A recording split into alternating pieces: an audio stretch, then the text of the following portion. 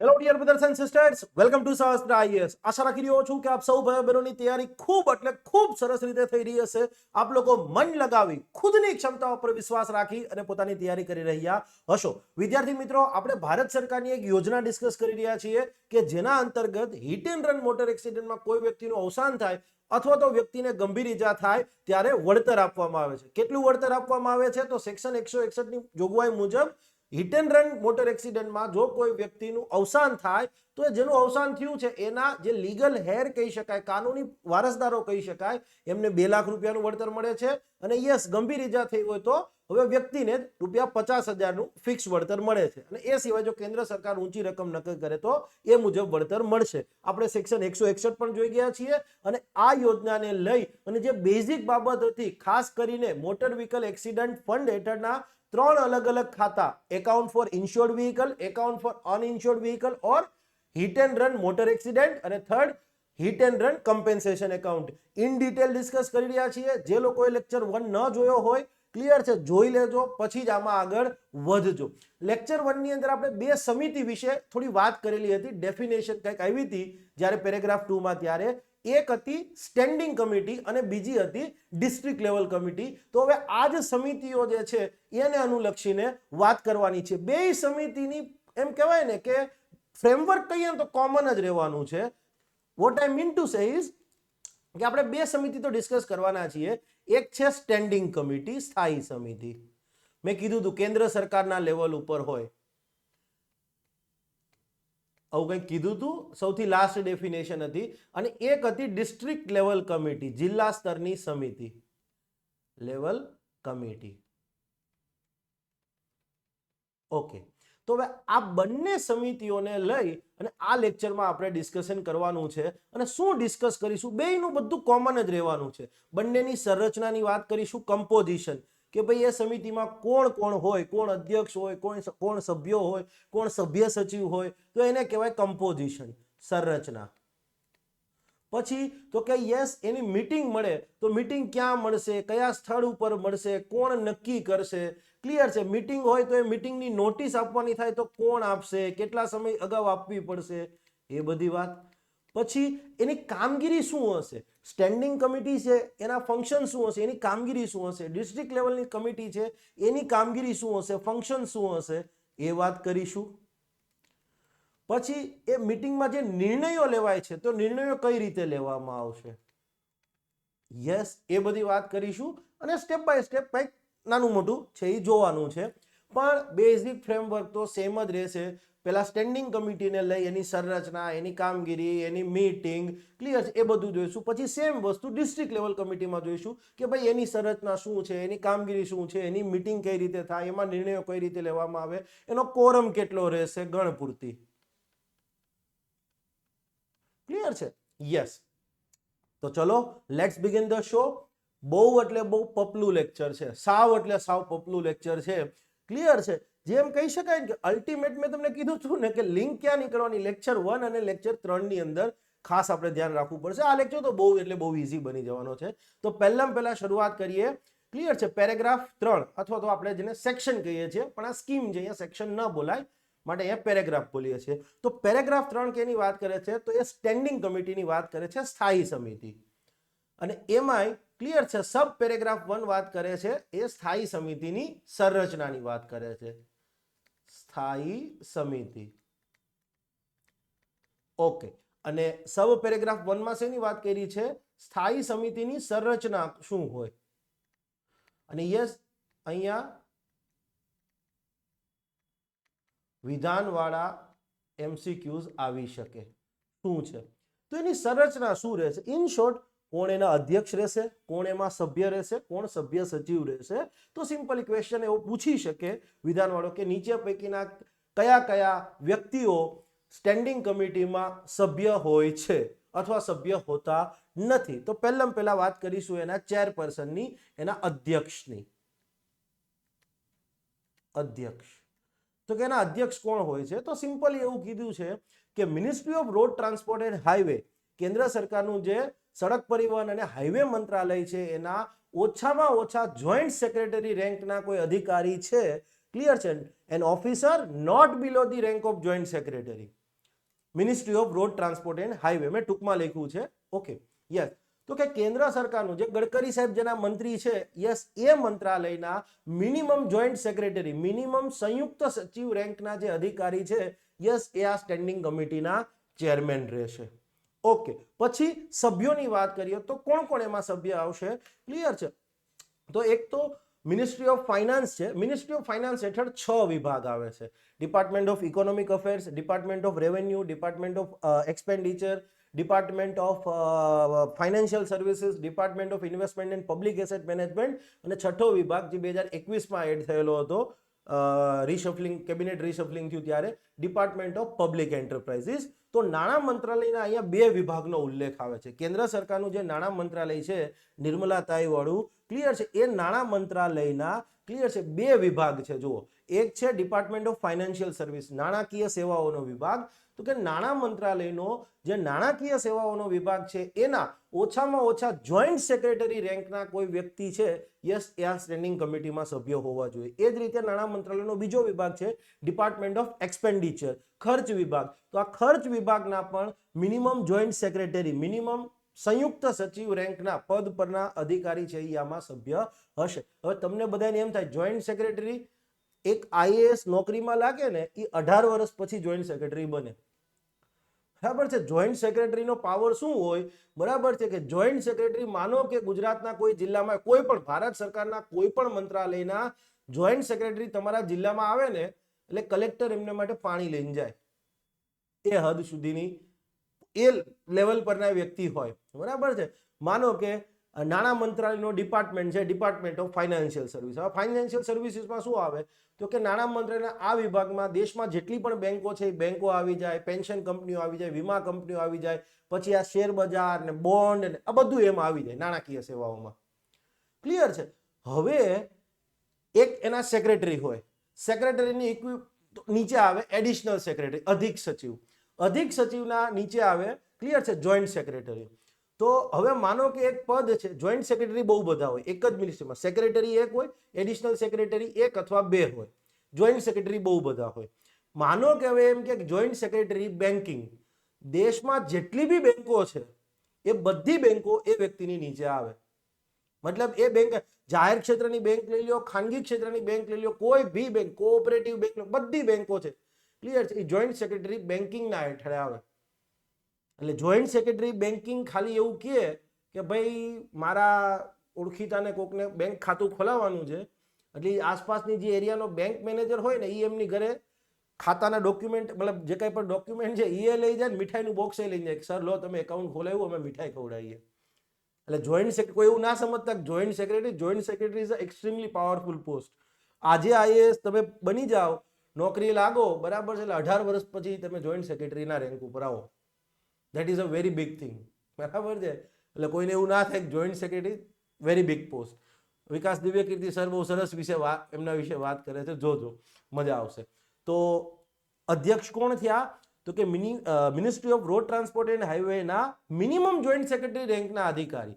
હવે સરકાર માનો કે ત્યાં સેક્રેટરીને રાખવા માંગે તોય ઠીક છે, પણ કાયદો નિયમ એવું કહે છે કે મિનિમમ જોઈન્ટ સેક્રેટરી રેન્કના અધિકારી તો ક્લિયર છે હોવા જ જોઈએ. ક્લિયર થઈ ગઈ વસ્તુ. બાકી બધા છે એ સભ્યની વાત કરે છે. ઓકે, સભ્ય.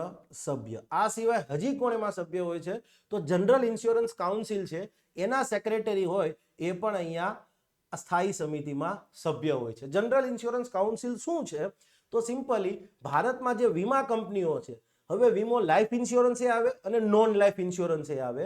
તો ભારતમાં જેટલી નોન લાઈફ ઇન્સ્યોરન્સ કંપની છે, નોન લાઈફ ઇન્સ્યોરન્સ એટલે બધા વીમા આવી ગયા પછી એની અંદર, બરાબર છે, વાહનનો વીમો આવી જાય, ક્લિયર છે, તમારા ઘરનો વીમો આવી જાય, લાઈફ જીવન વીમા સિવાયના જેટલા બી વીમા તમે જુઓ છો એ બધા નોન લાઈફ ઇન્સ્યોરન્સ ની કેટેગરીમાં આવે. તો ભારતમાં નોન લાઈફ ઇન્સ્યોરન્સ સેક્ટરમાં કામ કરતી જેટલી બી વીમા કંપનીઓ છે, યસ, એમનું એક સંગઠન બનાવવામાં આવ્યું છે, જનરલ ઇન્સ્યોરન્સ કાઉન્સિલ. ક્યાંય પૂછાશે નહીં, પાછળ ખાલી તમને સમજાવવા માટે કહી રહ્યો છું. તો આ જનરલ ઇન્સ્યોરન્સ કાઉન્સિલ છે, ક્લિયર છે, એના જે કોઈ પણ સેક્રેટરી હશે, ક્લિયર છે, એ આ આપણી સ્થાયી સમિતિમાં સભ્ય હશે. એ સિવાય હજી સભ્યો તરીકે કોણ આવે છે, તો ભારતમાં સામાન્ય વીમાનો બિઝનેસ કરતી હોય, ભારતમાં જનરલ ઇન્સ્યોરન્સનો બિઝનેસ કરતી હોય, જનરલ ઇન્સ્યોરન્સ એટલે નોન લાઈફ ઇન્સ્યોરન્સ સિમ્પલી. તો ભારતમાં સામાન્ય વીમાનો બિઝનેસ કરતી હોય વર્તમાનમાં એવી કંપનીઓ છે, એમના 3 એવી કંપનીઓના ચેરમેન અને મેનેજિંગ ડાયરેક્ટર છે એ આમાં સભ્યો રહેશે. તો શું ભારતમાં સામાન્ય વીમાનો બિઝનેસ કરતી દરેક કંપનીના એમડી અને ચેરમેન સભ્ય રહેશે? ના. તો કે 3 કંપનીઓ રોટેશન વાઇઝ ભારત સરકાર દ્વારા ક્લિયર છે પસંદ કરવામાં આવશે. કે પહેલા માનો કે લેટ સે ફોર એક્ઝામ્પલ ઇફકો ટોક્યોને લીધી, કે પછી લેટ સે ફોર એક્ઝામ્પલ બીજી કોઈ કંપનીઓને લીધી, બરાબર છે, એકો છે, ઇફકો ટોક્યો છે, બહુ બધી કંપનીઓ છે, ક્લિયર છે. તો ભારત સરકાર નક્કી કરે કે ભાઈ ચલો હવે આ 3 કંપનીના ચેરમેન અને એમડી આ સ્થાયી સમિતિમાં સભ્ય રહેશે. એમનો કાર્યકાળ પૂરો થાય એટલે બીજી તો કે 3 કંપની નક્કી કરે, રોટેશન વાઇઝ ચાલતું હોય. સો સિમ્પલ. પછી ટ્રાન્સપોર્ટ કમિશનર, ભારત સરકાર નક્કી કરે એવા 3 રાજ્યોના ટ્રાન્સપોર્ટ કમિશનરો, અને એ પણ રોટેશન વાઇઝ જ નક્કી થાય કે ભાઈ ચલો પેલી વખતે ગુજરાત, મહારાષ્ટ્ર અને રાજસ્થાનના ટ્રાન્સપોર્ટ કમિશનર સભ્ય રહેશે, તો પછી હરિયાણા, પંજાબ અને લેટ સે ફોર એક્ઝામ્પલ હિમાચલ પ્રદેશના ટ્રાન્સપોર્ટ કમિશનરો સભ્ય રહેશે. તો પછીના ટાઈમમાં ઉત્તર પ્રદેશ, બિહાર અને ઝારખંડના રોટેશન વાઇઝ ફરતું રહીએ, પણ કેન્દ્ર સરકાર નક્કી કરે કે કયા 3ને બધાનો વારો આવવો જોઈએ. સબકા સાથ સબકા વિકાસ. એ સિવાય again ministry of road transport and highway છે, યસ, એમાં એક પદ આવે છે principal chief controller of accounts. આ શું કરે? સડક પરિવહન મંત્રાલયમાંથી જેટલા બી ખર્ચા થાય, એમને જેટલી કઈ આવક થતી હોય ટોલમાંથી કે એમાંથી, ટૂંકમાં આ મિનિસ્ટ્રી જે છે road transport and highway ministry, એના ખાતાઓ છે, જે કાંઈ પણ મિનિસ્ટ્રીને આવક થતી હોય, જે કાંઈ પણ મિનિસ્ટ્રી ખર્ચા કરતી હોય, ચાહે રોડ બનાવવાની અંદર, રોડ સેફટીના કરે, જેટલી બી મિનિસ્ટ્રીને આવક થાય, સામે મિનિસ્ટ્રી જેટલા બી ખર્ચાઓ કરતી હોય, આ બધા એકાઉન્ટ કોઈ એક વ્યક્તિ મેનેજ કરતા હોય, મેઇન સૌથી, એને કહેવાય principal chief controller of accounts. Clear છે? યસ. આ principal chief controller of accounts છે એ નોમિનેટ કરે એવા કોઈ પ્રતિનિધિ છે એ પણ અહીંયા સભ્ય રહેશે. એ સિવાય ministry of road transport and હાઈવેમાં જે ડાયરેક્ટર છે, ક્લિયર છે, કોઈ, એ પણ અહીંયા સભ્ય રહેશે. હવે રોડ ટ્રાન્સપોર્ટ એન્ડ હાઈવેમાં ક્લિયર છે કમસે કમ 10-12 ડાયરેક્ટર હોય, કોઈ રોડ સેફટીમાં હોય, કોઈ ટ્રાન્સપોર્ટેશનમાં હોય, રોડ સેફટીમાં 2-3 ડાયરેક્ટર હોય. તો એ સરકાર હવે નક્કી કરશે કે ભાઈ કોને આમાં ક્લિયર છે સભ્ય પદ આપવું. અને director is also equivalent two collector. એટલે વિચાર કરો તમે, કલેક્ટરનો રેન્ક કેટલામાં આપ્યો છે આ સમિતિમાં? 8, લગભગ 3 ને 4 5 6 7 8મા રેન્ક ઉપર છે. એટલે ડાયરેક્ટર એ કલેક્ટર ઇક્વિવેલન્ટ કહેવાય, બરાબર છે. તમારા જિલ્લામાં જે કલેક્ટર હોય, સેન્ટ્રલમાં માનો કે ડેપ્યુટેશન પર જાય તો એ ડાયરેક્ટરના રેન્ક ઉપર આવે. એટલે આપણે એમ માનતા હોય ને કે કલેક્ટર બરાબર ઉપલા લેવલ ઉપર બહુ નાનું બચ્ચું કહેવાય. આ તો આપણે સામાન્ય માણસો છીએ, બરાબર છે. આપણે બધાને ઓહો કલેક્ટર સાહેબ, બરાબર છે. બટ યસ, તમે તમારા જે જિલ્લામાં હોય એ કલેક્ટરને જઈને ખાલી એવું કહો ને કે my uncle is a joint secretary in ministry of home affairs. અરે હા ભાઈ રામુ કાકા, બટ આઈસ્ક્રીમ લેશો કે ચા લેશો? જોઈન્ટ સેક્રેટરી એ લેવલ પરની વસ્તુ થઈ ગઈ, બરાબર. ઓકે, જસ્ટ ખાલી પાર્ટ ઓફ જોક, આ યાદ રાખવું પડશે ભાઈ. ઓકે, મેમ્બર સેક્રેટરી, સભ્ય સચિવ. મેમ્બર સેક્રેટરી, સભ્ય સચિવ. સભ્ય સચિવ કોણ હશે? જુઓ, આ ઘણી બધી એક્ઝામોમાં એમસીક્યુ તરીકે પૂછાય છે કે એના મેમ્બર સેક્રેટરી કોણ હોય છે. યસ, તો જનરલ ઇન્સ્યોરન્સ કાઉન્સિલ દ્વારા જે કોઈ પણ અધિકારી નોમિનેટ કરવામાં આવે, ક્લિયર છે, એ અધિકારી આપણી આ સ્થાયી સમિતિના મેમ્બર સેક્રેટરી, સભ્ય સચિવ ગણાશે. આ એમસીક્યુ તરીકે પૂછાઈ શકે એવી વસ્તુ છે. જનરલ ઇન્સ્યોરન્સ કાઉન્સિલ દ્વારા નોમિનેટ કરવામાં આવે એવા કોઈ અધિકારી આ સ્ટેન્ડિંગ કમિટીના સભ્ય સચિવ, મેમ્બર સેક્રેટરી ગણાશે. અને એ સિવાય આપણી આ જે સમિતિ છે, સ્થાયી સમિતિના ચેરપર્સન, અધ્યક્ષ નક્કી કરે, યસ, એવા કોઈ વ્યક્તિ અગેન હજી આમાં સભ્ય બનશે. તો અહીંયા તમે જુઓ ક્લિયર, ટોટલ 10 અલગ અલગ છે, અને એમાંય પાછા 3 તો બીજા એડ થશે. અહીંયા 3 અને અહીંયા 3. ક્લિયર? તો અહીંયા ટોટલ કેટલા સભ્યો થશે?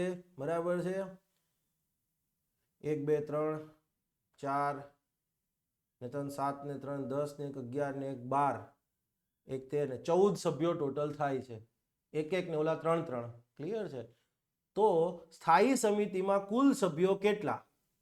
સ્થાયી સમિતિમાં કુલ સભ્યો કેટલા? તો કે 14. આ યાદ રાખજો. ઘણી વખત આવું પૂછી નાખે છે, અગાઉની કોઈ એક્ઝામમાં આવો સવાલ પૂછી નાખ્યો હતો. હવે છોકરાઓને એટ અ ટાઈમ ભૂલ થઈ જાય, માનો કે તમારી સામે આવશે, તમને ખબર હશે કે હા જોઈન્ટ સેક્રેટરી ફાઇનાન્શિયલ સર્વિસીસ છે, ક્લિયર છે, યસ એ આમાં આવશે, પણ ઘણી વખત આ રીતે ઉલટું પણ કરીને પૂછે, તો આપણને યાદ હોવું જોઈએ. તો સ્થાયી સમિતિમાં સભ્યોની સંખ્યા કેટલી, આપણે સિમ્પલી પૂછે તો યાદ રાખવું જોઈએ 14. કયા કયા સભ્યો રહેશે, તો કે ministry of road transport and highway ના મિનિમમ જોઈન્ટ સેક્રેટરી રેન્કના સભ્ય છે, મિનિમમ જોઈન્ટ સેક્રેટરી રેન્કના અધિકારી અધ્યક્ષ રહેશે. મિનિસ્ટ્રી ઓફ ફાઇનાન્સ, તો એના બે ડિપાર્ટમેન્ટ છે, ડિપાર્ટમેન્ટ ઓફ ફાઇનાન્શિયલ સર્વિસીસ અને ડિપાર્ટમેન્ટ ઓફ એક્સપેન્ડિચર. આ બંને વિભાગના મિનિમમ જોઈન્ટ સેક્રેટરી રેન્કના અધિકારી છે એ સભ્ય રહેશે. પછી જનરલ ઇન્સ્યોરન્સ કાઉન્સિલ છે, એના સેક્રેટરી આમાં સભ્ય રહેશે. પછી ભારતમાં સામાન્ય વીમાનો બિઝનેસ કરતી હોય વર્તમાનમાં એવી જે વીમા કંપનીઓ છે એના ચેરમેન અને એમડી અહીંયા સભ્ય રહેશે. 3 કંપનીઓના, અને કઈ 3 કંપની ભારત સરકાર નક્કી કરે રોટેશન વાઇઝ, ક્લિયર. પછી તો કે રાજ્યોના ટ્રાન્સપોર્ટ કમિશનરો, દરેક રાજ્યના નહીં, ભારત સરકાર નક્કી કરે એવા 3 રાજ્યના ટ્રાન્સપોર્ટ કમિશનરો પણ અહીંયા સભ્ય રહેશે. રોટેશન વાઇઝ બદલાશે. Ministry of road transport and highway જે છે એના principal chief controller general of account જે છે એમના દ્વારા નોમિનેટ કરવામાં આવે એવા વ્યક્તિ પણ આમાં સભ્ય રહેશે. Ministry of road transport and highway ના ડાયરેક્ટર જે છે એ પણ અગેન અહીંયા સભ્ય રહેશે. એ સિવાય મેમ્બર સેક્રેટરી કોણ રહેશે, તો કે મેમ્બર સેક્રેટરી આપણા in the sense general insurance council nominate કરે એવા કોઈ અધિકારી છે એ આમાં મેમ્બર સેક્રેટરી રહેશે. અને લાસ્ટ ચેરપર્સન નોમિનેટ કરે એવા સભ્ય. આ પૂછાઈ શકે એવી વસ્તુ છે, માટે વારંવાર રિપીટ કરી રહ્યો છું, મને શોખ નથી. ઓકે, અને સિમ્પલ હવે એક લાઈન લખેલી છે કે કોઈ વ્યક્તિને સ્થાયી સમિતિમાં સભ્ય બનાવવામાં આવ્યો હોય, પણ હવે એ વ્યક્તિ હોદ્દાની રૂએ સભ્ય હોય. હોદ્દાની રૂએ સભ્ય હોય એટલે શું, કે વ્યક્તિને એઝ અ નામજોગ સભ્ય નથી બનાવવામાં આવ્યો, એ કોઈ હોદ્દા ઉપર છે અને માટે એ સભ્ય બન્યો છે. તો સિમ્પલ એવું કે છે સ્થાયી સમિતિમાં કોઈ વ્યક્તિ જો હોદ્દાની રૂએ સભ્ય હોય અને હવે વ્યક્તિ આવા હોદ્દા ઉપર ન રહે તો પછી આ સમિતિમાં પણ એનું સભ્યપદ રહેશે નહીં, સમિતિમાં એનું સભ્યપદ ખાલી ગણાશે. હવે ઉદાહરણ તરીકે આપણે અહીં કીધું અધ્યક્ષ છે, અધ્યક્ષ કોણ છે, કોઈ વ્યક્તિનું નામ લખ્યું છે ના, હોદ્દાનું નામ લખ્યું છે કે રોડ ટ્રાન્સપોર્ટ હાઈવે મિનિસ્ટ્રી છે એના મિનિમમ જોઈન્ટ સેક્રેટરી રેન્કના સભ્ય છે, સોરી મિનિમમ જોઈન્ટ સેક્રેટરી રેન્કના અધિકારી છે, એ આમાં અધ્યક્ષ રહેશે. તો આજે માનો કે મિસ્ટર એબીસી અહીંયા જોઈન્ટ સેક્રેટરી હોય અને એને અધ્યક્ષ બનાવ્યા હોય, ક્લિયર. તો મિસ્ટર એબીસી ની કાલ સરકારમાં બદલી બી થઈ શકે, તો હવે નેક્સ્ટ મિસ્ટર XYZ આવશે. તો જેવા મિસ્ટર એબીસી રોડ ટ્રાન્સપોર્ટ મિનિસ્ટ્રીના જોઈન્ટ સેક્રેટરી પદે નથી રહેતા, તો અહીંયા ચેરમેન પદે નહીં રહે, સમિતિમાં સભ્ય પદે પણ નહીં રહે, કારણ કે એની જગ્યાએ જે બીજા વ્યક્તિ આવશે એ બાય ડિફોલ્ટ આમાં અધ્યક્ષ પદે આવી જશે. માનો કે જનરલ ઇન્સ્યોરન્સ કાઉન્સિલ છે તો એના સેક્રેટરી છે, જે કોઈ પણ વ્યક્તિ જનરલ ઇન્સ્યોરન્સ કાઉન્સિલના સેક્રેટરી પદે આવશે એ આપમેળે ક્લિયર છે આ સમિતિમાં સભ્ય બની જશે. પણ હવે માનો કે જનરલ ઇન્સ્યોરન્સ કાઉન્સિલના સેક્રેટરી છે એ જતા રહી, એની જગ્યાએ કોઈ બીજા વ્યક્તિ આવે છે તો સિમ્પલી એ જે વ્યક્તિ અગાઉ હતા એ હવે અહીંયા સભ્ય રહેશે નહીં, જે બીજા વ્યક્તિ આવ્યા છે એ, ક્લિયર. માનો કે ગુજરાત રાજ્યના ટ્રાન્સપોર્ટ કમિશનરને રોટેશન વાઇઝ સરકારે નક્કી કર્યું ને આ સમિતિમાં સભ્ય બનાવ્યા, પણ હવે માનો કે સરકાર એની બદલી કરી દે તો જે બીજા કોઈ વ્યક્તિ આઈએએસ આવશે એ બાય ડિફોલ્ટ આમાં સભ્ય બની જશે. તો અહીંયા સિમ્પલ એવું કે છે હોદ્દાની રૂએ સ્થાયી સમિતિમાં સભ્ય હોય એવો વ્યક્તિ જેવો પોતાના હોદ્દા ઉપર નહીં રહે એટલે આ સમિતિમાં રહેશે નહીં. મોટા ભાગના બધા હોદ્દાની રૂએ જ સભ્ય છે, જુઓ ક્લિયર, મોટા ભાગના બધા હોદ્દાની રૂએ જ છે. ઓકે, તો આ સિમ્પલ વાત હતી.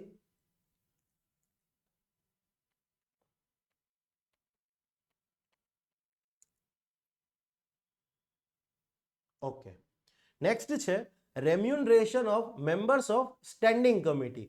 સ્ટેન્ડિંગ કમિટીના સભ્યોને રેમ્યુનરેશન વળતર સ્થાયી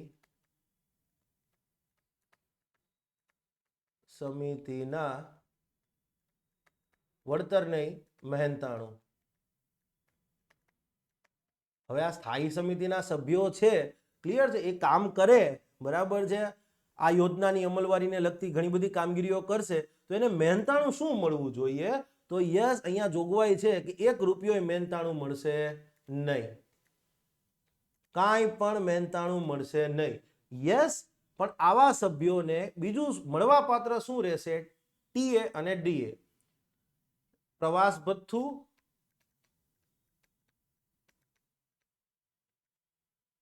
એન્ડ દૈનિક ભથ્થું.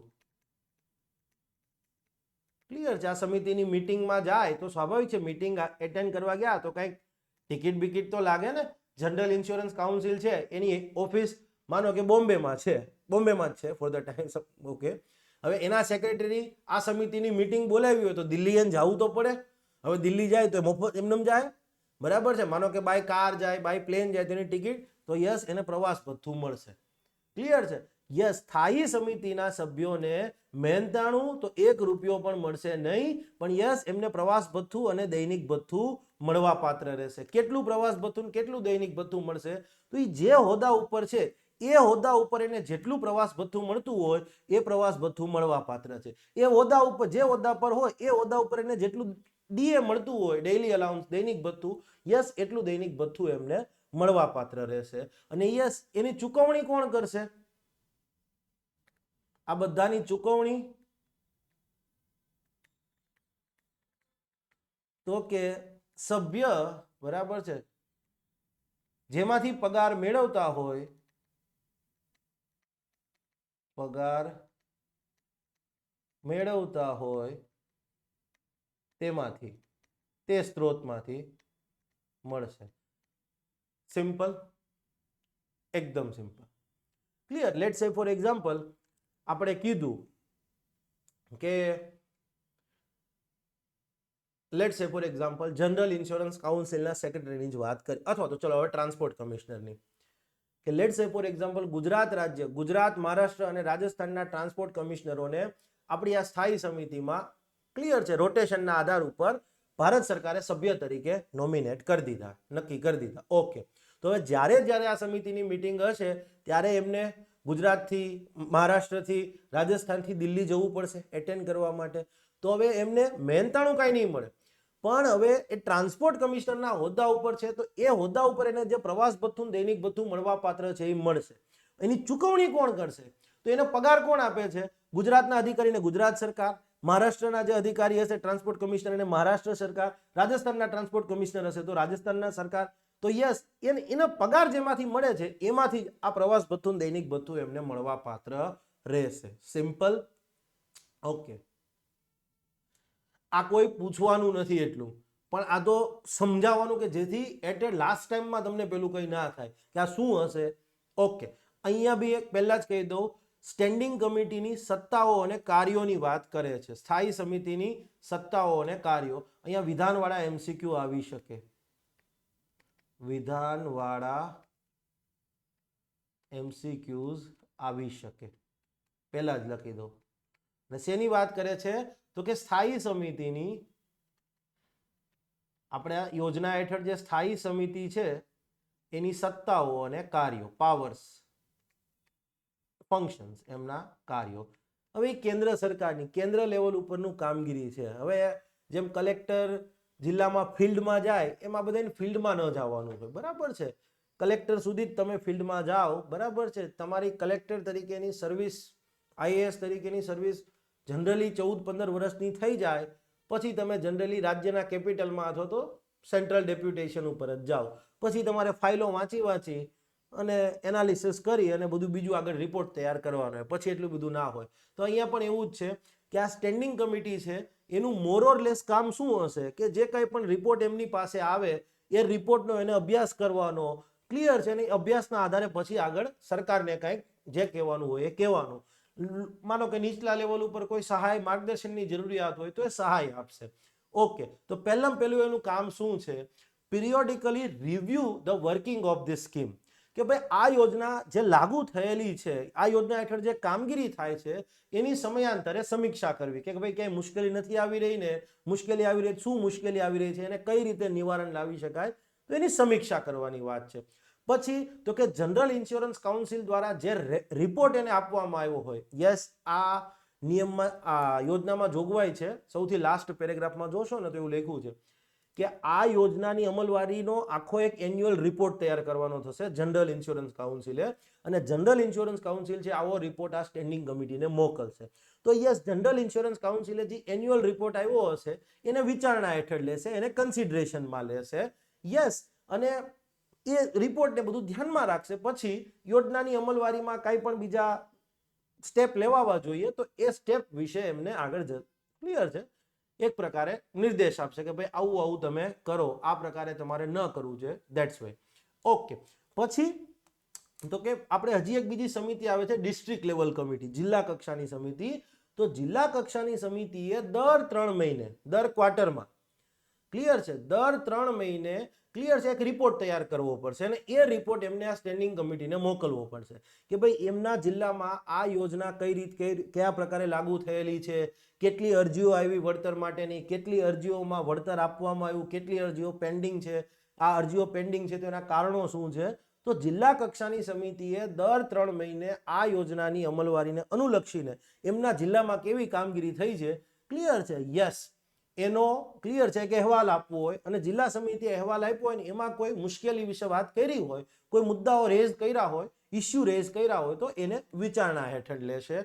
યસ, પછી તો કે ભાઈ જિલ્લા કક્ષાએ આ યોજનામાં કદાચ કોઈ ફ્રોડ થઈ શકે એમ હોય તો એ ફ્રોડને કઈ રીતે નિવારવું જોઈએ, કોઈ ગેરરીતિ થઈ શકે એમ હોય તો ગેરરીતિ નિવારવા માટે શું પગલાં લેવા જોઈએ, ક્લિયર છે, એની માહિતી એ જિલ્લા સમિતિને આપશે. ભાઈ તમારે આવું આવું કરવું જોઈએ કે જેથી આ યોજનામાં ફ્રોડ થાય નહીં. મેં કીધું બહુ એટલું કઈ મોટું એનું કામ નથી. ઓકે, પછી તો કે જુઓ તમે, જનરલ ઇન્સ્યોરન્સ કાઉન્સિલે વાર્ષિક રિપોર્ટ મોકલો, જિલ્લા કક્ષાની સમિતિ દર 3 મહિને રિપોર્ટ મોકલે છે. તો ફાઇનલી આ લોકો એનો અભ્યાસ કરી અને હવે એમને એવું લાગે કે ભાઈ આ યોજનામાં કંઈક ફેરફાર કરવો જોઈએ, તો એ શું ફેરફાર કરવો જોઈએ, શું સુધારો કરવો જોઈએ, શું અમેન્ડમેન્ટ લાવવો જોઈએ, એ બાબતે ભારત સરકારને ભલામણ કરશે કે ભાઈ આ યોજનાની અમલવારી થઈ રહી છે એમાં શું શું સુધારા કરવા જોઈએ, અમેન્ડમેન્ટ, કેવા કેવા સુધારો કરવો જોઈએ, કે એની ભલામણ ભારત સરકારને કરશે. સિમ્પલ. યસ, અને આ ભલામણમાં ક્લિયર છે સિમ્પલી કે ભાઈ યોજનાને કઈ રીતે વધુ સારી રીતે લાગુ કરી શકાય, યોજના હેઠળ જે વળતર આપવામાં આવે છે કઈ રીતે વધુ અસરકારક બનાવી શકાય. ક્લિયર છે, યોજના હેઠળ માનો કે ફ્રોડ થઈ જતું હોય, નોર્મલ એક્સિડન્ટ હોય અને હિટ એન્ડ રન બતાવી દે તો એ ફ્રોડ થયું, તો એ ફ્રોડ અટકાવવા માટે પ્રિવેન્શન ઓફ ફ્રોડ શું કરવું જોઈએ, એ બધી વસ્તુઓ. અને બીજું કે સ્ટેન્ડિંગ કમિટી અને આ જિલ્લા કક્ષાની કમિટી છે એ પોતાની જે ડે ટુ ડે કામગીરી કરે છે તો એ ડે ટુ ડે કામગીરીમાં એમને કેવી કાર્યરીતિનું, કેવી પ્રોસિજર જે છે એનું અનુકરણ કરવું જોઈએ, એ સિમ્પલ છે. મેઇન A, B અને C આ 3 વસ્તુ ખાસ યાદ રાખજો. ડી યાદ નહીં રાખો તો આવશે વિધાનવાળા વાક્ય પૂછી શકે એવી વસ્તુ છે. ઓકે, નેક્સ્ટ છે મીટિંગ ઓફ સ્ટેન્ડિંગ કમિટી, સ્થાયી સમિતિની મીટિંગ, બેઠક. નેક્સ્ટ ઇઝ સ્થાયી સમિતિની મીટિંગ અથવા તો એની બેઠક. યસ, પેલો પ્રશ્ન એ થાય કે કયા પ્લેસ ઉપર, કયા સ્થળ ઉપર મળશે, ક્લિયર છે, કયા ટાઈમ પર મળશે, કયા દિવસે મળશે, ડેટ, તારીખ, ક્લિયર છે. સ્થાયી સમિતિની મીટિંગ કયા સ્થળે મળશે, કયા સમયે મળશે, કયા દિવસે મળશે, તો કે સિમ્પલી ચેરપર્સન નક્કી કરે એ દિવસે, એ સમયે અને એ સ્થળે. સિમ્પલ, આનો જવાબ શું છે?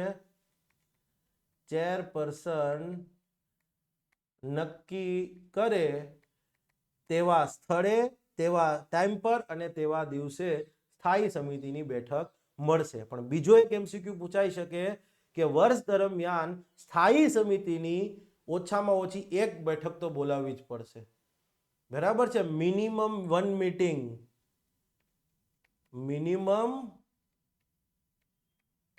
1 મીટિંગ ડ્યુરિંગ યર, આવો શબ્દ પ્રયોગ થયો છે. ઓછામાં ઓછી એક બેઠક તો ક્લિયર છે, આખા વર્ષમાં ઓછામાં ઓછી એક બેઠક તો બોલાવવી જ પડશે સ્ટેન્ડિંગ કમિટીની. Shall meet at least once a year, clear છે, વર્ષ દરમિયાન. યસ, MCQ તરીકે પૂછાઈ શકે એવી વસ્તુ છે આ, ક્લિયર છે, ધ્યાન રાખજો. ઓકે, નેક્સ્ટ છે કોરમ. હવે કોરમ એટલે શું? કોરમ પણ આને એકચ્યુઅલી લખાય આમ, કોરમ, કોરમ એનું ગુજરાતી થશે ગણપૂર્તિ. હવે ગણપૂર્તિ એટલે શું? સંસદમાં કોરમ હોય, મતલબ લોકસભામાં, રાજ્યસભામાં બેયમાં કોરમ હોય. ક્લિયર છે? ઇવન આપણે ક્લાસરૂમ માટે પણ કોરમ કહી શકાય. કોરમ એટલે શું? તો કે ભાઈ માનો કે આપણે સ્થાયી સમિતિની વાત કરીએ તો સ્થાયી સમિતિમાં કુલ 14 સભ્યો છે.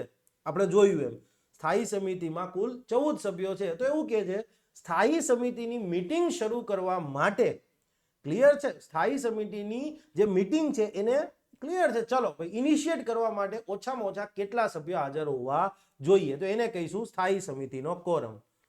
સ્થાયી સમિતિ, સ્ટેન્ડિંગ કમિટી, સ્થાયી સમિતિની મીટિંગ શરૂ કરવા માટે અનિવાર્ય હોય તેવા મિનિમમ સભ્યોની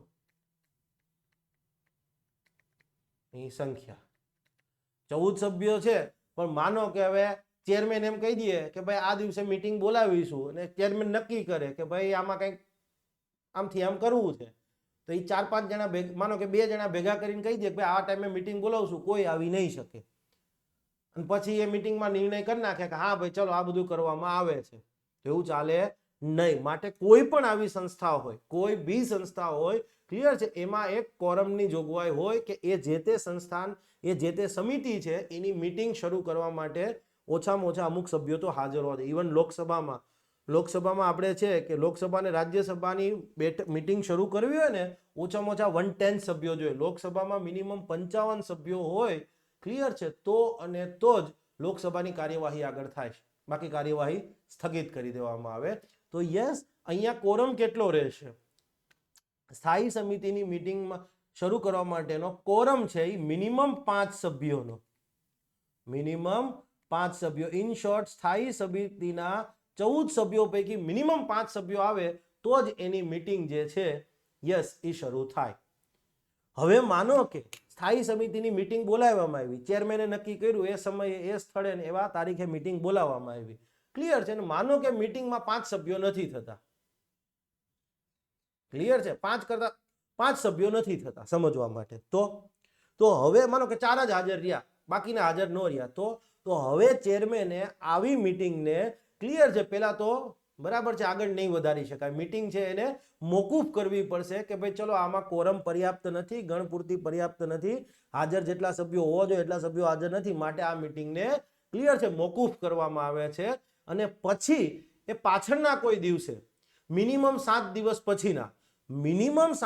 પછીના કોઈ દિવસે આ મીટિંગને ફરી પાછી બોલાવશે, અને એ સમયે જ ત્યાં એ જે લોકો હાજર હશે એને કહી દેશે કે આ મિનિમમ 7 દિવસ પછી કોઈ દિવસે બોલાવી હશે, એ મીટિંગમાં આપણે શું શું કામગીરી કરીશું એ હાજર રહેલા સભ્યોને એની જાણ કરશે, અને જે હાજર નથી રહ્યા, ક્લિયર છે, એને એની નોટિસ આપશે કે ભાઈ આ દિવસે મીટિંગ બોલાવવામાં આવી હતી, આટલા જ હાજર હતા, માટે આ મીટિંગને મોકૂફ કરી દેવામાં આવી છે, આ દિવસે ફરીથી બોલાવવામાં આવી છે, અને એ દિવસે જે મીટિંગ બોલાવવામાં આવી છે એમાં આપણે આટલી કામગીરી પર વાત કરવાની છે. ટ્રાન્ઝેક્શન ઓફ બિઝનેસ, બરાબર, આટલા બિઝનેસ પર આપણે બિઝનેસ એટલે કામગીરી સમજવાની છે, આટલા મુદ્દાઓ પર આપણે નિર્ણય લેવાનો છે. હવે આવી પાછળ જે મીટિંગ બોલાવવામાં આવી છે એ મીટિંગમાં પેલા હતી, કોરમ ન થયા એટલે પછી મોકૂફ કરી દીધી, તો આ મોકૂફ થઈ અને પાછળ જે મીટિંગ બોલાવી છે બીજી મીટિંગ, એ મીટિંગમાં પછી કોરમ થાય કે નહીં થાય કોઈ વાંધો નહીં, ક્લિયર છે, જે પણ નક્કી કરેલું હશે કે આ કામગીરી કરવાની, એ કામગીરીમાં પછી આગળ વધી શકાય. એકવાર તમે નો આવો,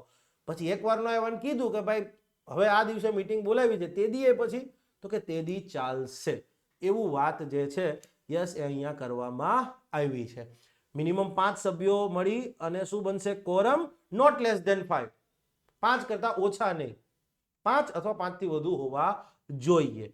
અને યસ, મોકૂફ કરવામાં આવે તો કેટલા દિવસ પછી બોલાવી શકાય? ક્લિયર છે, ઓછામાં ઓછા 7 દિવસ પછી જ એ મીટિંગ બોલાવી શકાય. પહેલી તારીખે બોલાવી હોય મીટિંગ, માનો કે એને કોરમ ન થાય તો ઓછામાં ઓછા 7 દિવસ પછી 1 + 7 એટલે 8 તારીખ, 9 તારીખ અથવા એના પછી ક્યારે મીટિંગ બોલાવી શકાય. 7 દિનનો તો ઓછામાં ઓછો ગેપ રહેવો જોઈએ, આ મીટિંગ સ્થગિત થાય છે ત્યારે, ક્લિયર છે, ઓકે. અને પછી બીજી મીટિંગમાં એમાં પછી કોરમ હોય કે ન હોય એની પરવા નથી કરવાની, જે નક્કી કર્યું છે, ક્લિયર છે, યસ, એ કામગીરી પછી આગળ વધવાની, ઓકે. હવે સ્થાયી સમિતિની મીટિંગ મળે અને એમાં કોઈ નિર્ણય લેવાનો થાય, તો એ નિર્ણય કઈ રીતે લેવાશે? તો સભ્યો જેટલા હાજર છે, હાજર રહી અને મતદાન કરનાર સભ્યોની બહુમતીથી ક્લિયર છે આ ડિસિઝન લેવામાં આવશે. અને માનો કે બે એક વાર હરખા મત પડે તો પછી જે અધ્યક્ષ હશે, ચેરપર્સન છે, એને ટાઈ મત મળે, એને કાસ્ટિંગ વોટ મળે. ક્લિયર છે? હવે એ કેવા શું માંગે છે? માનો કે સભ્યો કેટલા? કુલ સભ્યો સ્થાયી સમિતિમાં, સુપ્રીમ કોર્ટ ના સમજતા, કુલ સભ્યો 14 છે. ઓકે, હવે માનો કે મીટિંગમાં હાજર રહીએ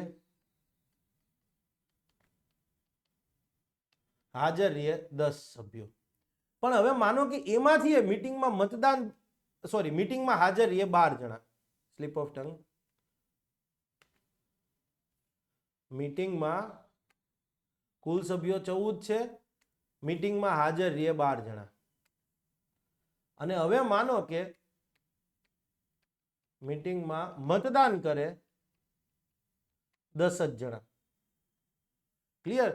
હાજર કેટલા હતા? 14 જણા. કુલ સભ્યો 14 છે, હાજર કેટલા રહ્યા? 12 જ રહ્યા. 2 જણા નો આવ્યા તો કોરમ તો 5 નો થઈ ગયો, મીટિંગ તો શરૂ થશે. હા, પણ હાજર પછી મતદાન કરવામાં આવ્યું ને, ક્લિયર છે? તો મતદાન 10 જ જણાએ કર્યું મીટિંગમાં.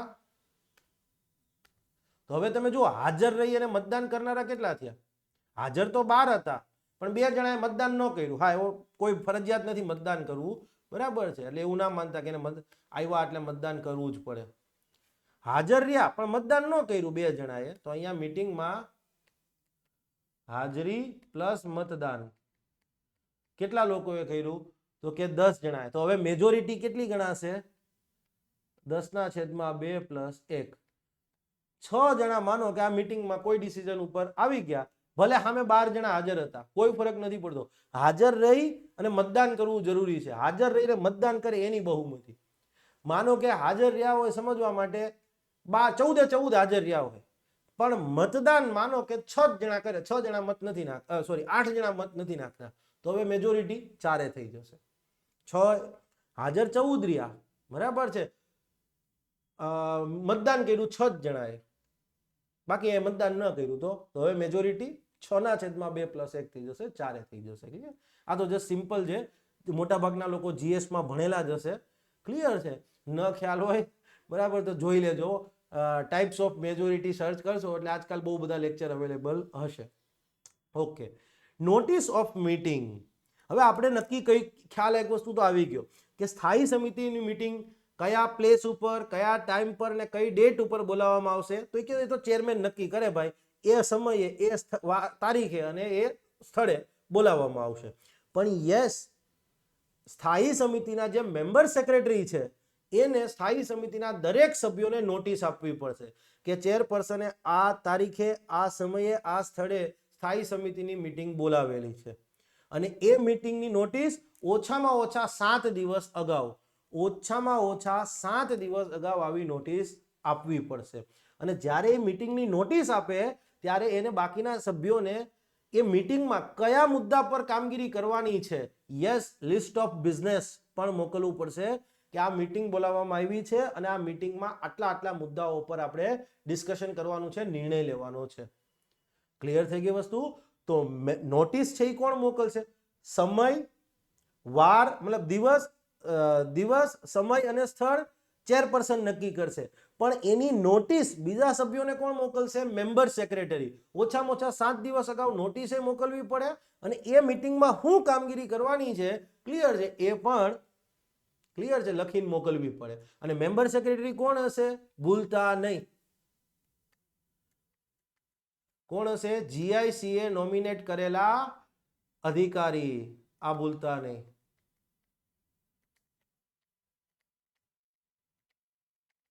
વારંવાર હું યાદ દેવડાવીશ. અધિકારી. સો સિમ્પલ. ક્લિયર? યસ. હા, પણ બીજી પણ એક જોગવાઈ છે. માનો કે કોઈ વખત સ્થાયી સમિતિની અર્જન્ટ મીટિંગ બોલાવવામાં આવી, તો પછી અર્જન્ટનો મિનિંગ જ એ છે કે ભાઈ નોટિસ આપવાનો ટાઈમ ન રહ્યો હોય, તો જ્યારે ચેરપર્સન દ્વારા એક અર્જન્ટ મીટિંગ બોલાવવામાં આવે સ્થાયી સમિતિની, ત્યારે આવી કઈ નોટિસ આપવી જરૂરી રહેશે નહીં. Shall not be necessary. બસ સભ્યોને ખાલી એક ઇન્ટિમેશન મોકલી દેવાનું, જાણ કરી દેવાની કે ભાઈ હા, આ અર્જન્ટ મીટિંગ તાત્કાલિક બોલાવવામાં આવી છે, જો તમે હાજર રહી શકતા હોય તો રહેજો. ઓકે, એ તો મેમ્બર સેક્રેટરી જ કરવાના છે. Yes, okay. હવે મેં તમને કીધું એમ કે ભાઈ મીટિંગ છે, યસ, એની નોટિસ તો આપશે, પણ સાથે સાથે મીટિંગમાં શું કામગીરી કરવાની છે એની પણ નોંધ બધા સભ્યોને આપવી પડશે. યસ, તો હવે એવું કહે છે કે માનો કે મીટિંગ માટે 5 મુદ્દાઓ નક્કી કર્યા હોય, ABCDE 5 મુદ્દાઓ, કે આ મીટિંગ આ દિવસે છે ને એમાં ABCD 5 મુદ્દાઓ પર ડિસ્કશન કરવાનું છે. તો હવે પછી જ્યારે મીટિંગ મળે એમાં એ 5 મુદ્દા પર જ ડિસ્કશન થાય. જો કોઈ બીજા મુદ્દાને લઈને ડિસ્કશન કરવું હોય તો પહેલા ચેરપર્સનની મંજૂરી જોઈએ. ચેરપર્સનની મંજૂરી વિના જે લિસ્ટ નથી થયા એવા કોઈ પણ બિઝનેસ ઉપર, મતલબ જે નિર્ધારિત નક્કી થઈ એવી કોઈ કામગીરી કરી શકાય નહીં. નો business which is not on the list of business, કે ભાઈ જે કામગીરી લિસ્ટમાં નથી એવી કોઈ કામગીરી ઉપર, જે મુદ્દો લિસ્ટમાં નથી, યાદીમાં નથી, એ મુદ્દા ઉપર મીટિંગમાં ચર્ચા કરવી હોય, વિચારણા કરવી હોય તો ચેરપર્સનની પરમિશન જોશે. ચેરપર્સનની પરવાનગી વિના તો થઈ શકશે જ નહીં. ઇવન સંસદમાં એવું હોય હો ભાઈ, સંસદનું જે સત્ર બોલાવવામાં આવે ને, ક્લિયર છે, એમાં આ બધું અગાઉ નક્કી થાય કે આ દિવસે આ કરીશું, એ સિવાય એમને ઓચિંતું ના થઈ શકે.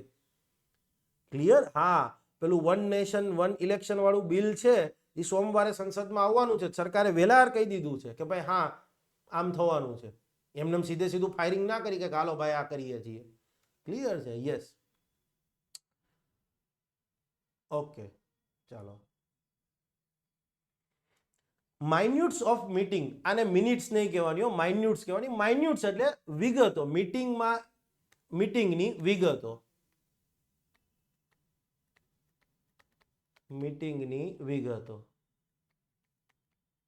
અહીંયા કેમ મેં MCQ મૂક્યો હશે, યાદ નહીં. ચલો, હવે એવું કહે છે મીટિંગમાં જે કાર્યવાહી થઈ, ક્લિયર છે, કોઈ મુદ્દા ઉપર ડિસ્કશન થયું, ક્લિયર છે, કોઈ વ્યક્તિએ એમાં સમર્થન કર્યું, કોઈએ સમર્થન ન કર્યું, વિરોધ કર્યો, તો મીટિંગની કાર્યવાહીમાં જે કંઈ પણ બાબત ડિસ્કસ થાય, ક્લિયર છે, અને જે કોઈ પણ સભ્યએ કોઈ પણ પ્રકારે એમાં વિરોધ નોંધાયો હોય, સમર્થન કર્યું હોય, આવી તમામ બાબત છે, ક્લિયર છે, પહેલા તો એનો એક રેકોર્ડ રાખવાનો, અને એ રેકોર્ડ સમિતિના દરેક સભ્યોને સર્ક્યુલેટ કરવાનો થશે. સર્ક્યુલેટ કરવાનો થશે એટલે પરિપત્રિત.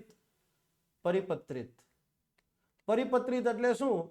તો સિમ્પલી મીટિંગમાં ડિસ્કશન થયું, મીટિંગમાં જે કોઈ પણ બીજી કામગીરી થઈ, એનો આખો એક સર્ક્યુલર બનશે, ઠરાવ બનશે, અને એ ઠરાવ દરેકે દરેક સભ્ય સુધી જશે, અને દરેકે દરેક સભ્ય એમાં પોતાની સહી કરશે. તો મીટિંગ જે છે એની પ્રોસિડિંગ્સ, સ્થાયી સમિતિની જે કોઈ પણ મીટિંગ બોલાવવામાં આવી હોય એની પ્રોસિડિંગ્સ, એની કાર્યરીતિ છે, કયા મુદ્દા પર ચર્ચા થઈ, કોણે શું કીધું, ક્લિયર છે, આ બધાની વિગત જે છે, ક્લિયર છે, દરેકે દરેક સભ્યને સર્ક્યુલેટ કરવામાં આવશે, પરિપત્રિત કરવામાં આવશે, અને યસ, વિવરણ બુકમાં એની નોંધ કરવામાં આવશે. માઇન્યુટ્સ બુક, વિવરણ બુક, વિવરણ બુકમાં નોંધ કરવામાં આવશે કે આ મુદ્દા ઉપર ફલાણા વ્યક્તિએ આ પ્રકારનું સ્ટેન્ડ લીધું હતું, ફલાણા વ્યક્તિએ સમર્થન કર્યું હતું, ફલાણા વ્યક્તિએ સભ્યએ સમર્થન નહોતું કર્યું, અને યસ, એનો એક કાયમી રેકોર્ડ રાખવામાં આવશે.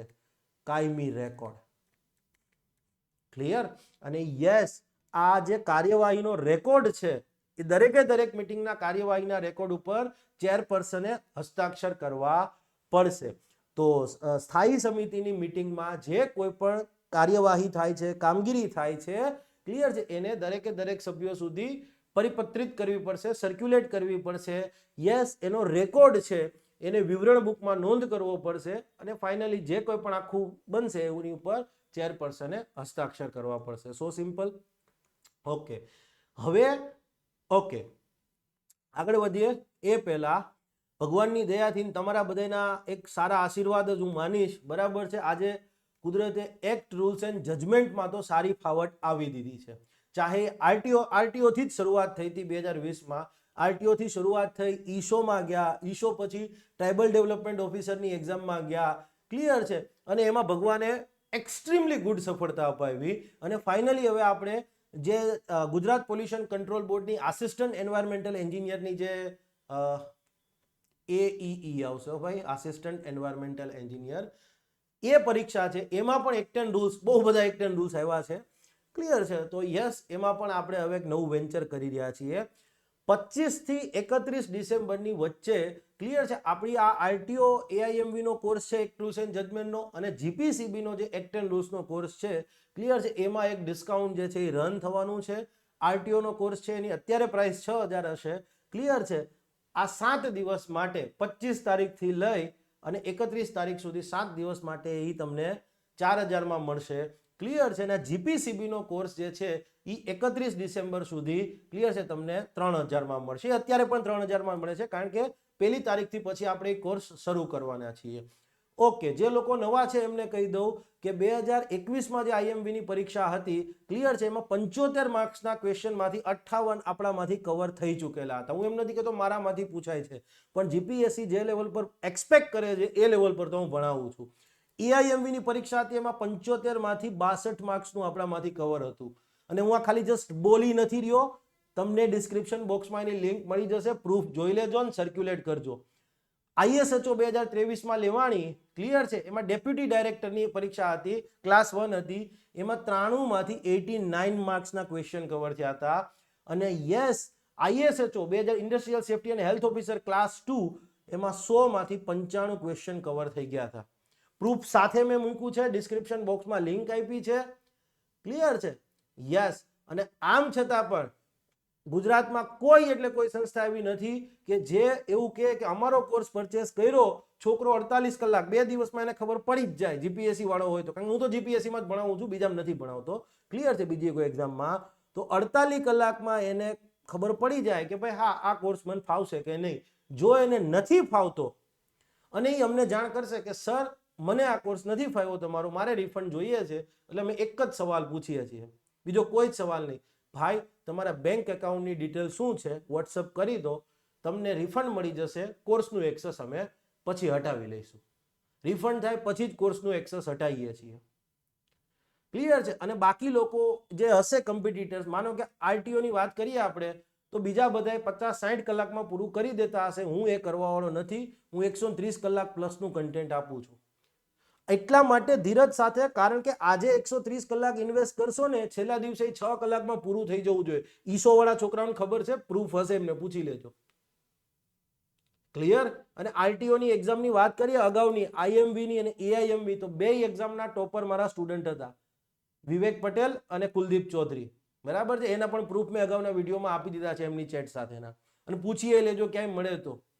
અને આરટીઓ વાળાને તો ગેરંટી, તમે ગુજરાતના કયા જિલ્લામાં છો હું પૂછવાય નથી માંગતો, જે જિલ્લામાં હો અથવા તમે જે જગ્યાએ હોય ત્યાં તમને જે આરટીઓ લાગુ પડતું એ આરટીઓમાં જાઓ અને એ આરટીઓમાં જઈને પૂછો કે સાહેબ 2021 ની પરીક્ષામાં ઓલા જે સાહેબુ લાગ્યા એ કોણ છે, મારે માર્ગદર્શન જોઈએ છે. અને ત્યાં જઈને પૂછશો કે એક્ટ રૂલ્સ એન્ડ જજમેન્ટમાં કોનું પુસ્તક વાંચેલું હતું, જવાબ તમને મળી જશે. બરાબર. This is a open challenge. બરાબર. આ અભિમાન નથી, આ સ્વાભિમાન છે. અને આ સ્વાભિમાનમાં વિદ્યાર્થીઓનો બહુ મોટો ભાગ રહ્યો છે. ક્લિયર છે. હું એક સંસ્થામાં કામ કરતો હતો, ત્યાંથી રાતોરાત કોઈ એવી સિચ્યુએશન થઈ કે ભાઈ ટૂંકમાં આપણને લાત જ પડી, ખોટું નથી એમાં. બરાબર છે. કારણ કે હું વિદ્યાર્થીના હિત માટે મારું કંઈક કામ હતું અને એમને કોઈ કોમર્શિયલ કામગીરી કરવી હતી. અને પછી નક્કી કર્યું અને વિદ્યાર્થીઓનો જ સહયોગ રહ્યો. એ જ સંસ્થાના વિદ્યાર્થીઓનો મને સહયોગ હતો. મેં પહેલી વખત એક્ટ રૂલ્સ એન્ડ જજમેન્ટ ભણાવ્યા. અને 2020-21માં એવું કહેવામાં આવ્યું હતું કે અર્પણ સર છે, યસ એમને પૈસા વાલા છે માટે અર્પણ સર છે એ અલગ થઈ ગયા છે. અને પછી મેં છેલ્લે હું આવી રીતે કૂતરાઓ પૈસા રાખે ભસવા દેવાના, હું જવાબ નહીં આલતો. છેલ્લે મેં આખી મારી બુક છે 512 પેજની એ ફ્રી કરી દીધી છે. એનો યુટ્યુબ વિડીયો હજી હશે, જ્ઞાન લાઈવમાં ભણાવતો હતો. બરાબર છે. બધા સાહેબો આરે મેં વાત કરી, પેલા પૈસા આ છે તે છે, ફાઇનલી આખી બુક ફ્રીમાં આપી દીધી એક્ટ રૂલ્સ એન્ડ જજમેન્ટની. હું ધારત તો એના કમસે કમ 10 લાખ રૂપિયા મને મળી શકે એમ હતા. નહીં ભાઈ. બરાબર. કુદરતે મને ઘણું બધું આપી દીધું હતું, એ મેં વિડીયોમાં કહી દીધું હતું. બરાબર છે. તો yes we all do care about money. બરાબર છે. અમે પણ ઘર લઈને બેઠા છીએ, that is a different thing. પણ માત્ર પૈસા માટે વેચાઈ જવું ને એવું નથી કરતો. હું શિક્ષક છું, દલાલ નથી. અને માટે જ હું અહીંયા ઓફર આપું છું કે તમે, મારી પ્રાઇસ વધારે હશે હું ના નહીં, પણ હું સામે રિફંડની ગેરંટી આપું છું, હું માર્ક્સની ગેરંટી આપું છું. ક્લિયર છે. કારણ કે આપણે ક્લોઝ બાય ક્લોઝ જઈએ છીએ. માનો કે આ મોટર વ્હીકલ એક્ટની બુક છે, બરાબર છે, તો દરેકે દરેક વસ્તુ અહીંયા તમે જુઓ ક્લોઝ બાય ક્લોઝ ડિસ્કસ આપણે કરતા હોઈએ છીએ, સ્ટેપ બાય સ્ટેપ, બરાબર છે. એટલે એવું નથી કોઈ જ વસ્તુમાં. મારી પોતાની પણ નોટ્સ છે, આ ગેજેટ કોપી છે અને આ મેં હાથે લખેલી વસ્તુ છે ગુજરાતીમાં. એટલે એવું નથી કે તમારા માટે કામ બધું આખે આખું કોઈ બી પેજ લેશો, કોઈ બી page, you just study any random page, any random page, કોઈ બી રેન્ડમ પેજ લઈ લો, that is a different thing. એટલે ચાલો આ વસ્તુ થઈ ગઈ. હવે વાત કરીશું જિલ્લા સમિતિની. એ જિલ્લા સમિતિ સો સિમ્પલ, હવે એમાં કોઈ લાંબુ છે નહીં. જે રીતે આપણે સ્ટેન્ડિંગ કમિટીની, સ્થાયી સમિતિની વાત કરી, એ જ બધી વસ્તુઓ જિલ્લા સમિતિની આવશે. તો કે પહેલી વાત કરીશું જિલ્લા સમિતિની સંરચનાની. જિલ્લા સમિતિની સંરચના અગેન અહીંયા વિધાનવાળા પ્રશ્નો આવી શકે. વિધાનવાળા કોણ આમાં સભ્ય છે, કોણ નથી, ક્લિયર છે. આ એની સંરચનાની વાત કરે છે. તો જિલ્લા સમિતિની સંરચના શું રહેશે? તો કે પહેલું હશે એમના અધ્યક્ષ. અધ્યક્ષ કોણ હશે જિલ્લા સમિતિની અંદર? સિમ્પલ નામ જ જિલ્લા કક્ષાની સમિતિ. તો જિલ્લા કક્ષાની સમિતિના અધ્યક્ષ રહેશે ક્લેમ સેટલમેન્ટ કમિશનર. હવે ક્લેમ સેટલમેન્ટ કમિશનર એટલે શું? આપણે ડેફિનેશનમાં જોઈ ગયા હતા. ડિસ્ટ્રિક્ટ મેજિસ્ટ્રેટ અથવા તો ડેપ્યુટી કમિશનર અથવા તો કલેક્ટર અથવા તો રાજ્યના રેવન્યુ ડિસ્ટ્રિક્ટનો ઇન્ચાર્જ હોય એવો રાજ્ય સરકારે અપોઇન્ટ કરેલો અધિકારી. ઇન શોર્ટ આપણે કલેક્ટર જ. ક્લિયર? જિલ્લા કક્ષાની સમિતિ છે એની સંરચના શું રહેશે? તો ક્લેમ સેટલમેન્ટ કમિશનર છે, યસ, એ એના ઇન શોર્ટ આપણે કહીએ તો કલેક્ટર, યસ, એ એના અધ્યક્ષ રહેશે. સભ્યોની વાત કરીએ તો જે ક્લેમ ઇન્ક્વાયરી ઓફિસર હતા, રાજ્ય સરકાર નોમિનેટ કરે એવા ક્લેમ ઇન્ક્વાયરી ઓફિસર એમાં સભ્ય રહેશે. એ સિવાય એસપી, જિલ્લાના જે એસપી છે, પોલીસ અધિક્ષક અથવા તો ડીવાયએસપી હેડક્વાર્ટર, જિલ્લામાં અલગ અલગ ડિવિઝન હોય, ક્લિયર છે, ડિવિઝનમાં ડીવાયએસપી હોય, પણ એ સિવાય જિલ્લામાં પોલીસ હેડક્વાર્ટર ઉપર એક ડીવાયએસપી હોય, તો જિલ્લાના પોલીસ અધિક્ષક અથવા તો જિલ્લામાં પોલીસ હેડક્વાર્ટર ઉપર જે ડીવાયએસપી બેસે છે, બેમાંથી કોઈ પણ એક વ્યક્તિ, ક્લિયર છે, જિલ્લા કક્ષાની સમિતિમાં સભ્ય રહેશે. યસ. ક્લેમ ઇન્ક્વાયરી ઓફિસર એટલે શું હતું બાય ધ વે? યાદ કરજો. એસડીઓ અથવા તહેસીલદાર અથવા તો રાજ્યમાં આવેલ, જિલ્લામાં આવેલ, તાલુકામાં મહેસૂલી શાખાના ઇન્ચાર્જ હોય એવા કોઈ અધિકારી અથવા તો રાજ્ય સરકાર નિર્દેશિત કરે એવા એસડીઓ અથવા તો તહેસીલદારથી નીચેના રેન્ક પર ન હોય એવા અધિકારી, ભૂલતા નહીં ભાઈ. પછી જિલ્લાના જે ચીફ મેડિકલ ઓફિસર હોય, જિલ્લા આરોગ્ય અધિકારી, આપણે એવો શબ્દ પ્રયોગ કરીએ છીએ ગુજરાતમાં, યસ, એ પણ અહીંયા સભ્ય રહેશે. Chief medical officer of district, જિલ્લાના મુખ્ય આરોગ્ય અધિકારી સભ્ય હોય છે. પૂછાઈ શકે એવી વસ્તુ છે આ, ભૂલતા નહીં. ઓકે. એ સિવાય કોણ સભ્ય હોય છે? લોજિકલી વિચારો. હવે તમે તૈયારી કરી રહ્યા છો, તમને ક્યાંક પ્રતિનિધિત્વ આપવું પડે ને, તો યસ, જિલ્લાના જે આરટીઓ કહેવાય, ક્લાસ 1 એ આરટીઓ ઉપર આવે, એ આરટીઓ અથવા તો મોટર વ્હીકલ ડિપાર્ટમેન્ટના અધિકારી, રાજ્ય સરકાર જેને નોમિનેટ કરે એ.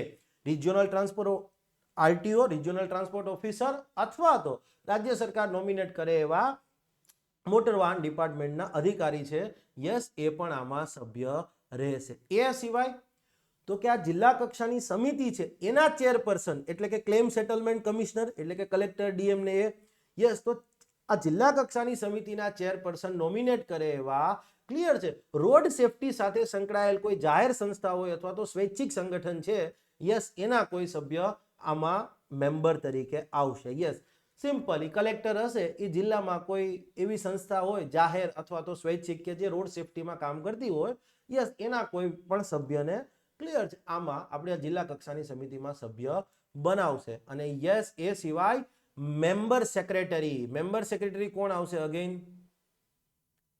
Yes, officer nominated by general insurance council.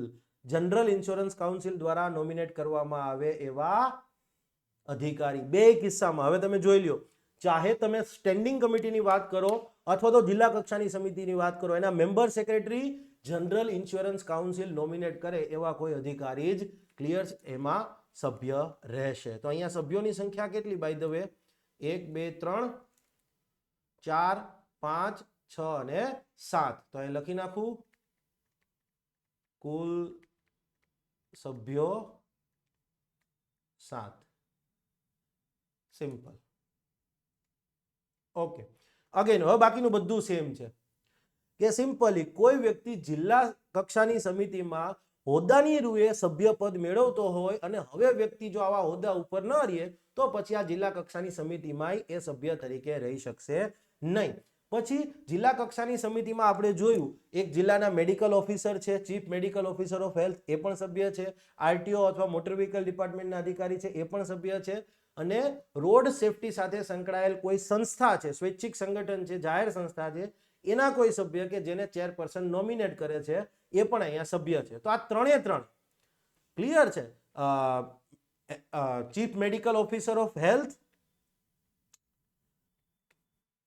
Chief medical officer of health, RTO કે પછી એમવીડી ના અધિકારી, મોટર વ્હીકલ ડિપાર્ટમેન્ટના અધિકારી કે પછી સ્વૈચ્છિક કે જાહેર સંગઠનના સભ્ય, નોમિનેટેડ સભ્ય.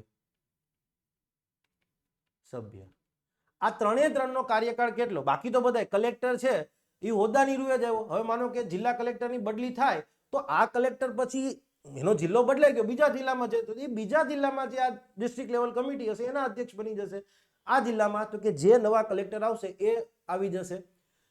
Chief medical officer of health, RTO અથવા તો મોટર વ્હીકલ ડિપાર્ટમેન્ટના અધિકારી કે પછી માર્ગ સલામતી સાથે સંકળાયેલ સ્વૈચ્છિક સંગઠન અથવા જાહેર સંગઠનના કોઈ સભ્ય કે જેને ચેરપર્સને નોમિનેટ કર્યા હોય જિલ્લા કક્ષાની સમિતિમાં, યસ, એમનો કાર્યકાળ કેટલો? ટર્મ ઓફ ઓફિસ તો કે ભાઈ રાજ્ય સરકાર નક્કી કરે એટલો. બાકી બધા તો હોદ્દાની રૂએ જ આવવાના છે. આ ત્રણ જણા છે એમનો કાર્યકાળ રાજ્ય સરકાર નક્કી કરે એટલો. Chief medical officer of health, clear છે, આરટીઓ વાળું, અને આ ત્રણે ત્રણનો કાર્યકાળ રાજ્ય સરકાર નક્કી કરે એટલું. ક્લિયર છે? યસ. ઓકે. વળતર શું મળશે? ક્લિયર છે. તો સોરી, વળતર નહીં, મહેનતાણું. જિલ્લા કક્ષાની સમિતિના જે સભ્યો છે એમને ક્લિયર છે કોઈ પણ પ્રકારનું મહેનતાણું મળવા પાત્ર નથી. એ પોતે જે હોદ્દા પર છે એ હોદ્દા ઉપર એને જે ટ્રાવેલ એલાઉન્સ, પ્રવાસ ભથ્થું, એ હોદ્દા ઉપર જે એને દૈનિક ભથ્થું મળવા પાત્ર છે એ મળશે. આ પ્રવાસ ભથ્થા, દૈનિક ભથ્થાની ચૂકવણી તો કે જેમાંથી પગાર મેળવે છે એમાંથી જ, એ સ્ત્રોતમાંથી જ કરવામાં આવશે.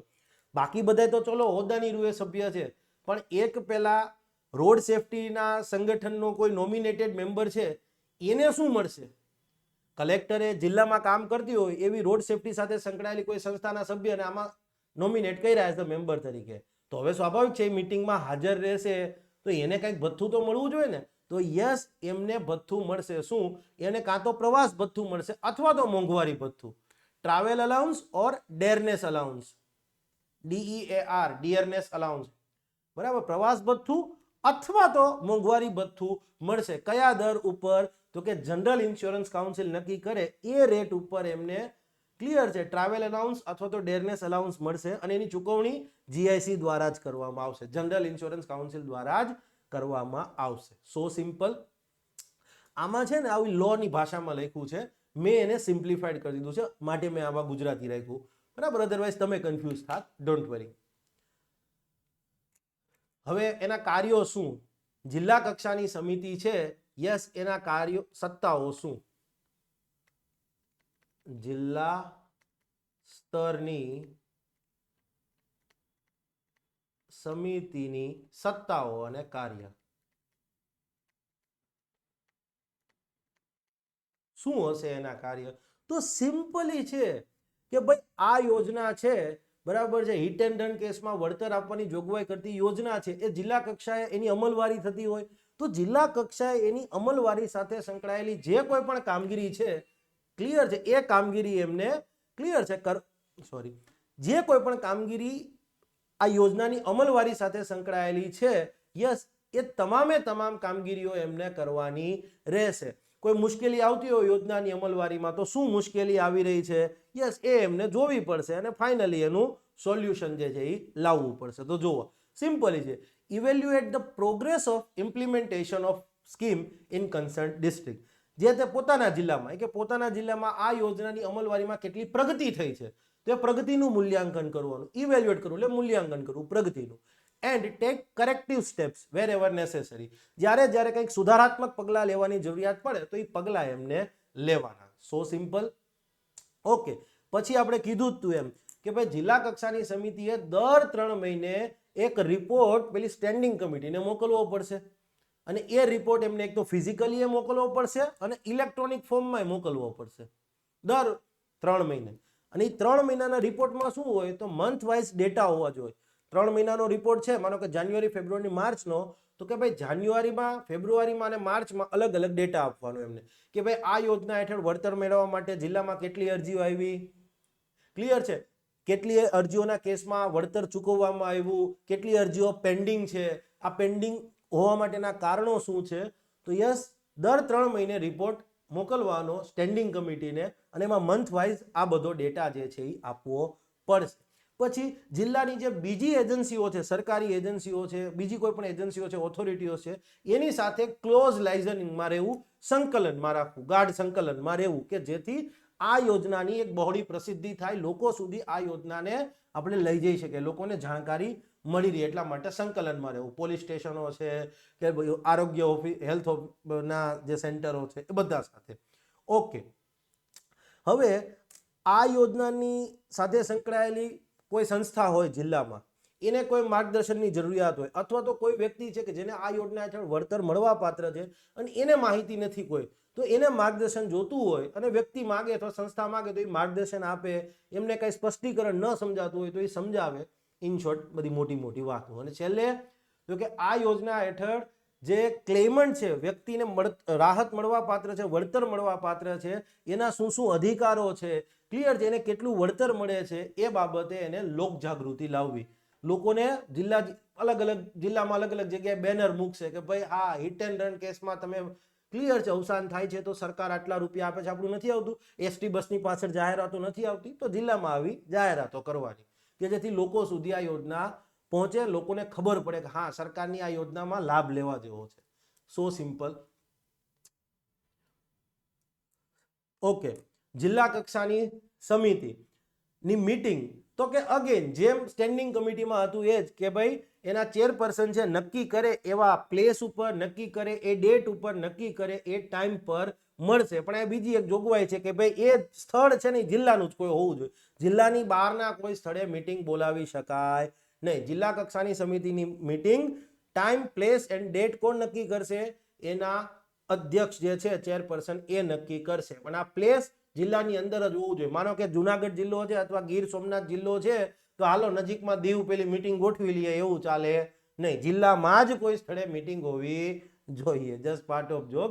અને યસ, દર 3 મહિને ઓછામાં ઓછી એક બેઠક બોલાવવી જરૂરી છે. જુઓ, સ્ટેન્ડિંગ કમિટીની દર વર્ષે એક બેઠક બોલાવવી જરૂરી છે, ક્લિયર છે. અને જિલ્લા કક્ષાની સમિતિ છે એની દર ક્વાર્ટરમાં, ઈચ ક્વાર્ટરમાં, બરાબર છે, દર ત્રિમાસિક ગાળે એક બેઠક બોલાવવી જરૂરી છે. દીવે આવી ગયું, ક્વાર્ટરે આવી ગયું, આનાથી વિશેષ તો શું હોય ભાઈ? જુઓ, બરાબર છે. હા, ઓકે.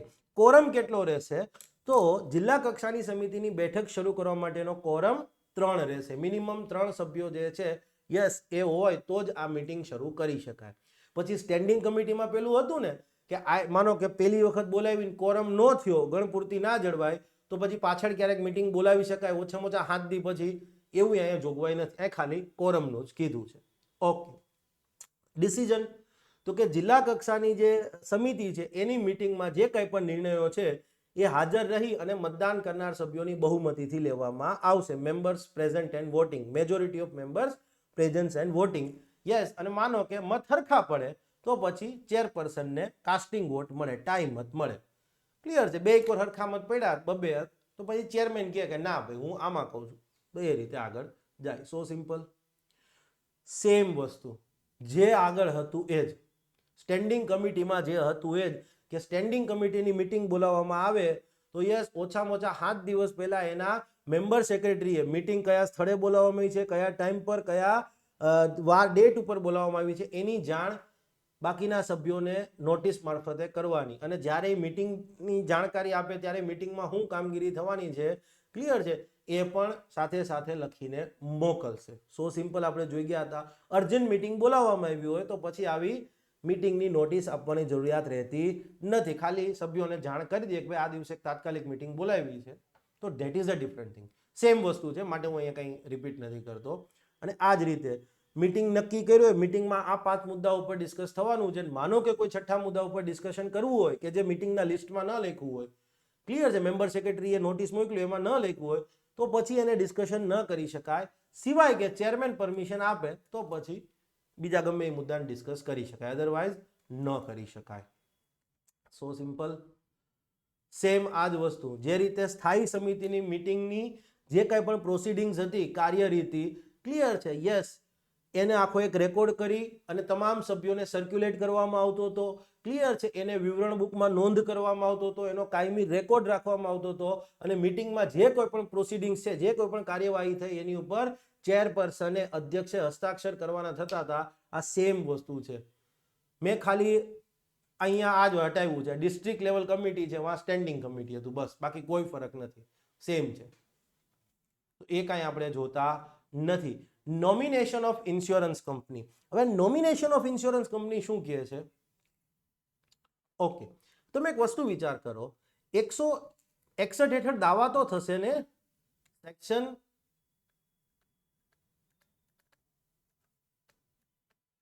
161 હેઠળના, હવે 161 હેઠળના દાવાઓ એટલે શું? By the way, hit and run કેસમાં, હિટ એન્ડ રન મોટર એક્સિડન્ટમાં અવસાન અથવા તો ગંભીર ઈજા ના કેસમાં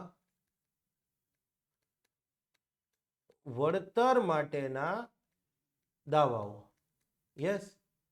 તો હવે જિલ્લા કક્ષાએ આવા દાવાઓના સમાધાન માટે જનરલ ઇન્સ્યોરન્સ કાઉન્સિલે, ક્લિયર છે, વીમા કંપનીના કોઈ અધિકારીને નોમિનેટ કરવા પડશે. ક્લિયર છે. આ દાવાઓના નિરાકરણ માટે જિલ્લા કક્ષાએ દરેક જિલ્લામાં એક જીઆઈસીએ કોઈ એક એના પોતાની, જીઆઈસી એટલે આખું વીમા કંપનીઓનું સંગઠન છે, તો કોઈ એક વીમા કંપનીના, ક્લિયર છે, કોઈ અધિકારીને,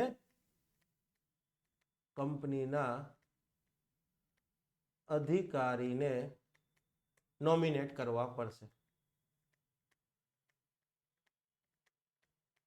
ક્લિયર છે. વીમા કંપનીઓ તો બહુ બધી હશે જીઆઈસી હેઠળ, પણ કોઈ એક વીમા કંપનીના અધિકારીને જિલ્લા કક્ષાએ નોમિનેટ કરી દે છે કે ભાઈ આવા હિટ એન્ડ રન કેસમાં વળતર માટેના જે દાવા આવે એના તમારે નિરાકરણ, એના સેટલમેન્ટ માટે, ક્લિયર છે, તમારે કામગીરી કરવાની રહેશે.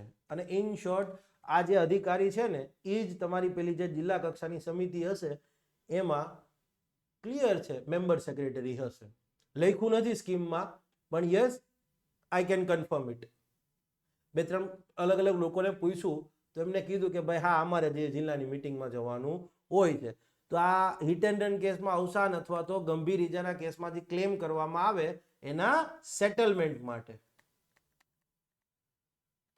સેટલમેન્ટ માટે જીઆઈસીએ જિલ્લા કક્ષાએ એક અધિકારી નોમિનેટ કરવા પડશે. સિમ્પલ.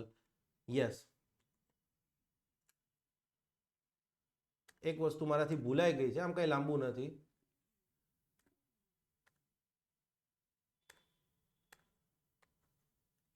આગળ કોઈ ફરક નહીં પડવાનો. તથા આ યોજના હેઠળના,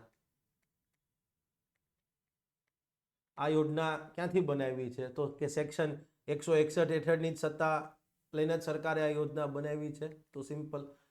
યસ, આ યોજનામાં જ કીધું છે ને કે ભાઈ કયું ફોર્મ ભરવાનું થશે. યસ, એ હવે નેક્સ્ટ લેક્ચરમાં આવવાનું છે. ક્લિયર? તો અહીંયા તમારો આ સેકન્ડ લેક્ચર પણ પૂરો થાય છે. તમને એમ થતું હોય ને કે ભાઈ આ કેમ થોડુંક આમ પેલું લાગે છે, તો આ ટોપિક છે જ એવો, ડોન્ટ વરી તમારે. બટ યસ, મોટર વ્હીકલ એક્ટના ચેપ્ટર 6 જેટલો આ નથી, બરાબર છે? એ તો ભાઈ વાત ના પૂછો, છોકરાઓને ખ્યાલ છે જ.